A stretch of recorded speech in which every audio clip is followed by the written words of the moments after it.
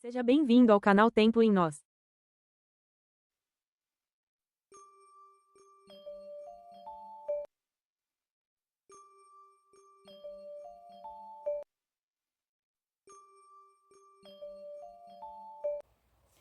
Shalom, gente. Hoje eu vim falar sobre Gênesis, o Gênesis 3. E a gente vai precisar, para entender esse capítulo, abrir a mente, sair da caixa e pensar no espírito, né? Não pensar na carne, porque a Bíblia tem muitos códigos, tem muitas coisas que estão no sentido figurado, né? Como se fosse uma parábola. E para a gente entender isso, a gente tem que abrir a mente mesmo, né? Não pensar só literalmente no que está escrito ali. Então, a gente precisa saber, a gente precisa entender um pouco sobre a pré-existência. E a pré-existência, ela é bem polêmica, porque muitas pessoas não querem acreditar, né, no que está ali na pré-existência. Porque tem muitas partes na Bíblia que falam sobre a pré-existência, que nem quando fala assim, naquela parte que Jesus, que foi morto antes da fundação do mundo, isso é uma parte da pré-existência. Porque o que aconteceu antes da fundação do mundo, né? Jesus que foi morto antes da fundação do mundo. Como assim?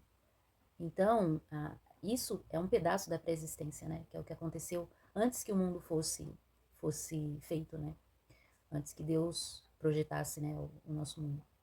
Então, vamos pensar com a mente bem aberta nessa parte da Bíblia.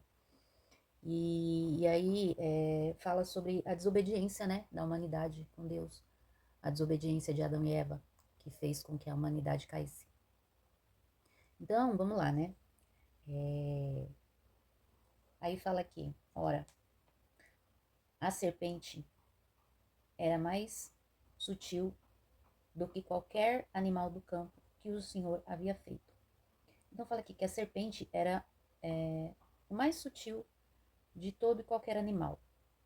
Sutil, o que quer dizer sutil? Sutil é uma palavra que quer dizer uma coisa bem... Então, sutil quer dizer algo tênue, algo imperceptível, algo que você precisa ter muita atenção para você compreender, para você entender.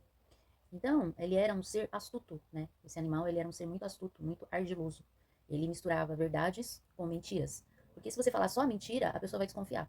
Agora, se você falar uma verdade, enfiar uma mentirinha ali no meio, bem sutil, então a pessoa vai demorar para entender aquilo, ou então não vai entender. Vai só, tipo, achar que aquilo é verdade, né? Então, ele era esse ser, ele era esse ser astuto, né? Ardiloso.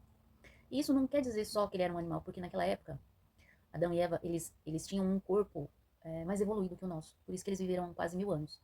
Eles não tinham o mesmo corpo que nós temos hoje, né? E os animais também. Os animais, eles eram diferentes do que são os animais hoje. Por isso que falava dessa serpente. Ela era a antiga serpente.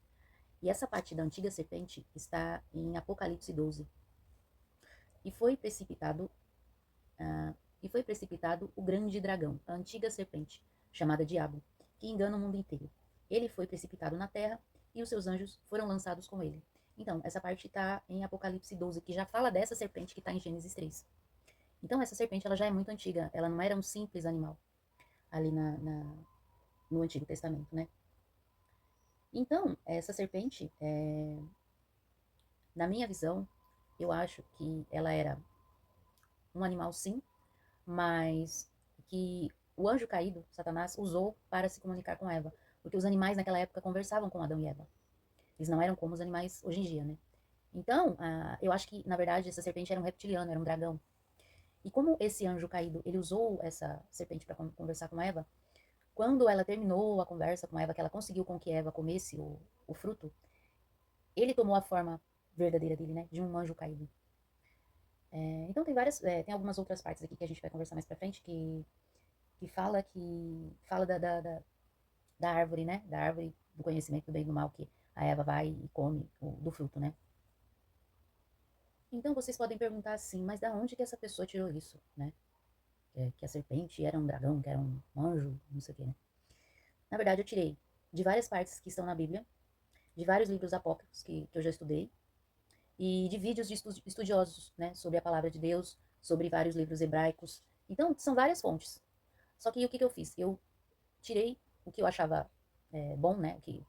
que eu achei bom, né, nesses vários estudos, né, as partes, né, verdadeiras, e eu reti o que é bom.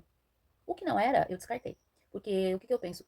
Se aquilo linka com a palavra de Deus, linka com a Bíblia, tem tudo a ver com o que está escrito no contexto bíblico, porque eu não acho que você tem que ler uma parte da Bíblia, você tem que conhecer a Bíblia do começo ao fim. Conhecer a Bíblia inteira. Porque você conhecendo a Bíblia inteira, não tem como você ser enganado. Você tem como conhecer o contexto da palavra de Deus. Então, você conhecendo o contexto, você pode ver qualquer livro, qualquer vídeo, qualquer material, que se não tiver nada a ver com o que está escrito na palavra de Deus, não é verdadeiro, né? Então, eu obtive essas informações de todos esses materiais que eu falei para vocês, né? De tudo isso. Então, eu fui lendo cada vez mais a palavra, não só esses outros materiais, mas sempre quando eu li um pouco desse material, eu voltava para a Bíblia, para ver se era aquilo que estava escrito ali mesmo, né? Porque tem várias partes da Bíblia que fala sobre alguma coisa da pré-existência. E nessa conversa também que o dragão teve com a mulher, não foi simplesmente porque aqui na Bíblia tá uma coisa assim muito resumida, né? Então a gente pensa, como que a Eva pode ser enganada tão facilmente, né? Ter sido enganada tão facilmente. É que assim, essa linha de tempo aqui que a gente olha, a gente pensa, nossa, foi um momento que a serpente foi lá e conversou com Eva e pronto, já convenceu ela.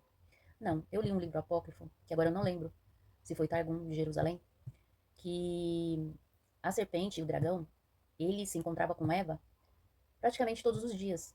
Então, ele ficou muito tempo, todos os dias, indo lá e conversando com Eva, contando histórias, falando sobre coisas fantásticas, assim, né? Que ele era, né? Porque a antiga serpente, o demônio, ele foi um anjo, né? Na pré-existência, ele foi um anjo, um dos primeiros, né? E um dos mais poderosos que Deus fez. Então, ele tinha muita sabedoria. E ele foi contando várias histórias para Eva, e ele mistura, como ele era muito sutil e muito audacioso, muito astuto, ele misturava várias mentirinhas com verdade e ia falando as coisas pra Eva, né? Ia jogando uma lábiazinha, né? Na Eva. E Eva, como sendo mulher, né? A mulher é um ser muito emocional. Ela foi absorvendo aquilo e ela foi ficando encantada. Ela foi sendo enfeitiçada aos poucos com aquela conversinha, né? Do dragão. Então, não foi assim um dia que, umas horas ou uns minutos que a serpente foi lá e conversou com Eva e convenceu ela. Não, foram muito tempo, muitos dias, ele indo lá, conversando com ela, contando histórias. E Eva ficou encantada. E Eva, como havia pouco tempo que ela havia nascido, ela era como uma criança. Como lá atrás eu falei que Adão e Eva estavam nus e não percebiam que estavam nus, porque eles eram como criança, na verdade. Eles não tinham malícia nenhuma, né? E ela ficava deslumbrada com as histórias que a serpente contava para ela. E aí, a última foi essa, né? Que ela contou sobre a árvore do conhecimento do bem e do mal. E depois de muita enganação do inimigo, ela acabou sendo convencida, né? E aí vamos continuar aqui. E a serpente disse à mulher: Deus tem dito, não comereis de toda a árvore do jardim? Então ela falou assim pra mulher: Deus disse que não é pra você comer de nenhuma árvore do jardim? Aí ela já deturpou, né? Já deturpou o que Deus mandou, né? Já deu uma invertida nas coisas, né? E aí a mulher disse à serpente: Nós podemos comer do fruto das árvores do jardim, mas do fruto da árvore que está no meio do jardim, Deus disse: Não comerei dele, e nem o tocarei, para que não morrais. Então, a Eva, ela podia comer, Adão e Eva podiam comer de todos os frutos de todas as árvores. E o fruto, para mim, não é só, eu vou lá pegar uma maçã e vou comer. Porque aqui na Bíblia tem várias partes que fala, que nem Jesus fala, pelos frutos vos conhecereis. Que frutos são esses, né? Pelos frutos vos conhecereis. Esses frutos, eles são as suas ações, né? Não só as suas ações, a sua intenção também, não é só a ação, a intenção também, né? Então, os frutos, para mim, são as ações e as intenções, né? E na Bíblia também tem várias partes que falam sobre árvore, porque Jesus é a videira, né? É a videira verdadeira, né?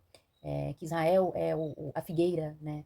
Então, as árvores ali não quer dizer só uma árvore que tem fruto.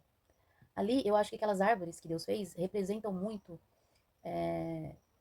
na verdade, eu acho que representam anjos que estão ali dando conhecimento, né, para Adão e Eva, né, que é uma ação. Como se aquela árvore fosse um anjo que estivesse fazendo uma ação para Adão e Eva. Como se eles estivessem se preparando para conviver no jardim, é, para serem marido e mulher, né, para terem uma família, para ensinar Adão e Eva a serem pais, né, a serem bons pais. Então eu acho que aquelas árvores eram professores, né, anjos que estavam dando conhecimento somente do bem e não do bem e do mal, né? Conhecimento somente do bem, porque eles foram feitos para o bem, Adão e Eva. E eu acredito que a árvore do conhecimento do bem e do mal seja o próprio inimigo, o próprio Satanás.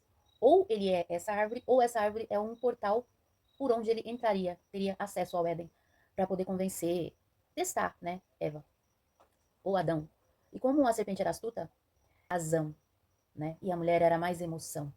Então, a mulher seria mais fácil de convencer do que Adão. Por isso que ele não foi até Adão, ele já foi direto até Eva. Curte, comenta e compartilha.